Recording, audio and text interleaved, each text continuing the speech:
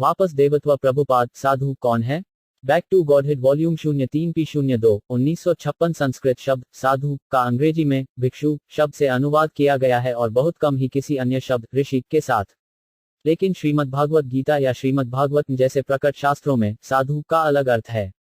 भगवत गीता में एक साधु की योग्यता भगवान के व्यक्तित्व की पालौकिक सेवा में उनकी विश्वास योग्यता पर आधारित है। जो भक्ति में दृढ़ रहता है और कुछ नहीं, उसे भगवत गीता के संदर्भ में साधु और महात्मा कहा जाता है।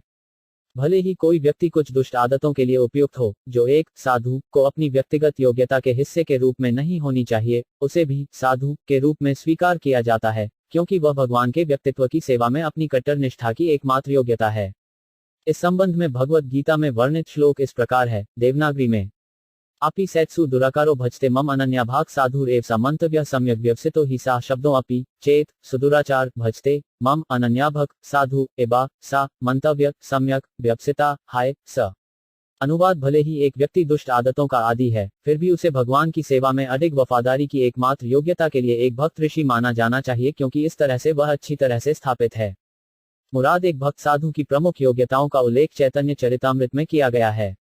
वहां कहा जाता है कि एक साधु में असंख्य अच्छी योग्यताएं होती हैं, लेकिन मुख्य रूप से एक साधु में हमेशा अच्छाई के निम्नलिखित लक्षण पाए जाते हैं। वह है 1 दयालु, 2 सहनशील, 3 सच्चा, 4 समान, 5 स्टेनलेस, 6 उदार, 7 सौम्य, 8 स्वच्छ, 9 नम्र, 10 परोपकारी, 11 शांत, 12 कृष्ण को आत्मसमर्पण, 13 संतुष्ट, 14 विनम्र, 15 स्थिर, 16 आत्मसंयमी, 17 मितव्ययी, 18 बुद्धिमान, 19 आदरणीय, 20 सरल, 21 कब्र, 22 दयालु, 23 मिलनसार, 24 काव्यात्मक, 25 विशेषज्ञ और 26 मूक।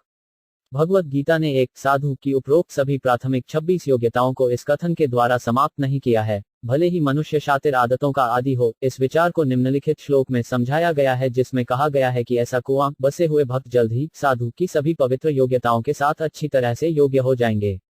लेकिन क्योंकि एक व्यक्ति ईमानदारी से प्रभु की सेवा में लगा हुआ है, सभी ईश्वरीय योग्यताओं का बीज उसमें बोया जाता है और परिणामी फलन बिना देर किए प्रचलन में आ जाएगा। और इसलिए एक साधु की प्राथमिक योग्यता यह है कि वह भगवान का अनन्य भक्त होना चाहिए। एक बद्ध आत्मा दुगनी गतिविधियों से सक्रिय होती है।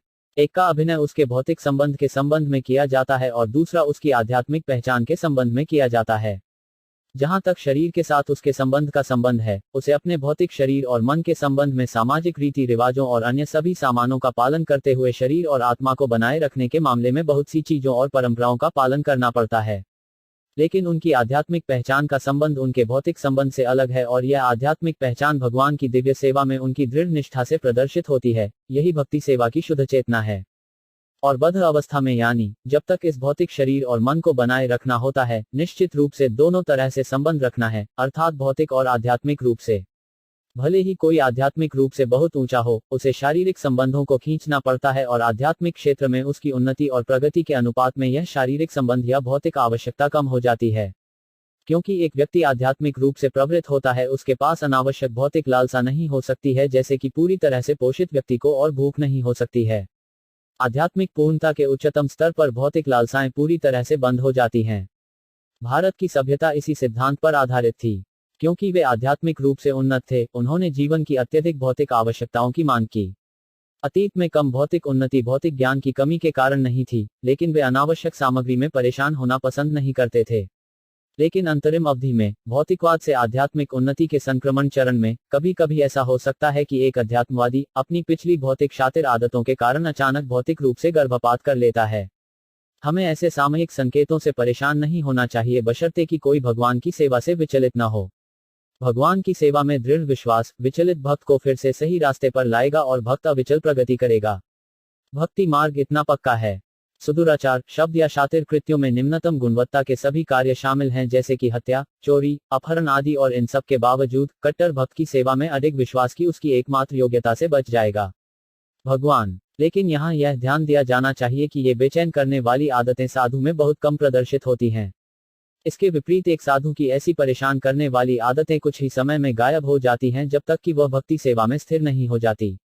विचार यह है कि भगवान की सेवा का आध्यात्मिक उत्साह एक प्रज्वलित आग की तरह है।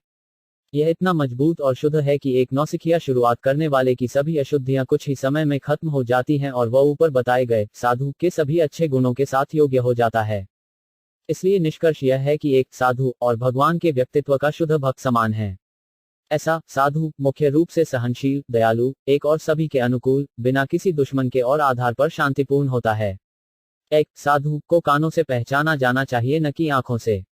रासायनिक साधु, जादूगर साधु, ज्योतिषी साधु, धूम्रपान करने वाला साधु, भिखारी साधु, रहस्यवादी साधु, कार्यकर्ता साधु, नर्स साधु, चिकित्सक साधु, राजनेता साधु और कई अन्य प्रकार के साधु जो आमतौर पर मिलते हैं। जो लोग साधु को नहीं सुनते और केवल उन्हें देखते हैं, वे प्रकट शास्त्रों के संदर्भ में साधु नहीं हैं। उन्हें वेशोपजीवी या साधु की गरिमा को बदनाम करने वाला कहा जाता है।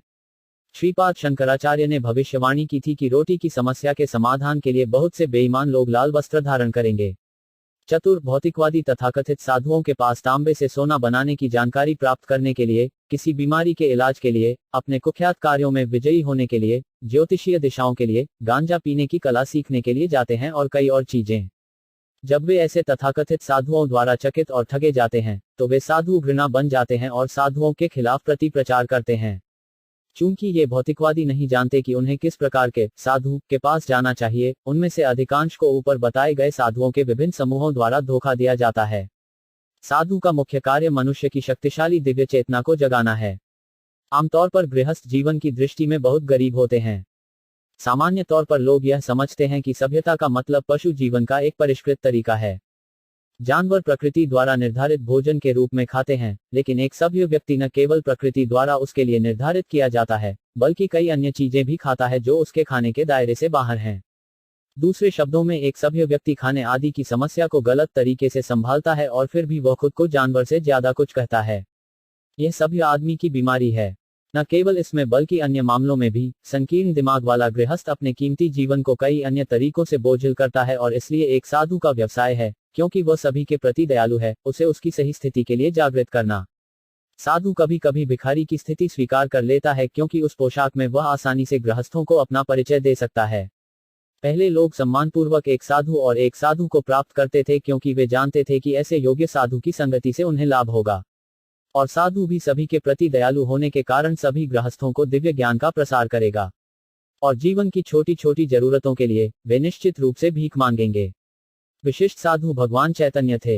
एक बार की बात है, जब वे वृंदावन से लौट रहे थे, वे दिव्य परमानंद की अपनी विधा में बेहोश हो गए। उनके सहयोगी उनके पास जा रहे थे और भगवान के पवित्र नाम का जाप कर रहे थे। उस समय मुगल सम्राट के कुछ सैनिक वहां से गुजर रहे थे और उन्होंने भगवान के सहयोगियों को यह सोचकर गिरफ्तार कर लिया कि उन्होंने साधु को जहर देकर उसका सामान लूट लिया होगा। सहयोगियों ने तर्क दिया कि मामला अलग था और उन सभी ने तब तक प्रतीक्षा की जब तक भगवान को उनकी चेतना नहीं मिली। जब भगवान को होश आया तो सैनिकों ने उनसे पूछा कि क्या उन्होंने अपने निजी बटुए या संपत्ति में से कुछ भी खो दिया है। प्रभु ने उत्तर दिया कि वह एक भिखारी था। उसके पास खोने के लिए कुछ नहीं था, क्योंकि उसके पास अपनी लंगोटी के अलावा कुछ भी नहीं था। लेकिन आजकल तथाकथित साधुओं के पास एक गृहस्थ से अधिक संपत्ति होती है। उनमें से कुछ के पास बहुत अधिक जमीन जायदाद है और वे उधार देने का व्यवसाय भी करते हैं। लोग इन वेशोपजीवी साधुओं को उनकी ऐश्वर्य से मोहित कर लेते हैं और ऐसे साधु कुछ जादुई करतबों से जनता को धोखा देते हैं, जैसे कि रासायनिक साधु, चिकित्सक साधु, ज्योतिषी साधु आदि। मैं व्यक्तिगत रूप से एक साधु को जानता हूं जो एसिड और क्षार के 2 रासायनिक घोलों द्वारा ग्रामीणों को जादू दिखाता था कि कैसे उनका चरण मित्र तुरंत काम करता है। ये सब साधु नहीं है। साधु भगवान का शुद्ध भक्त है और वह पोशाक से भिक्षु नहीं हो सकता है। वह परम सत्य को वैज्ञानिक रूप से जानता है और वह इस दिव्य ज्ञान को उन पर अपनी अकारण दया से सभी को प्रसारित करता है।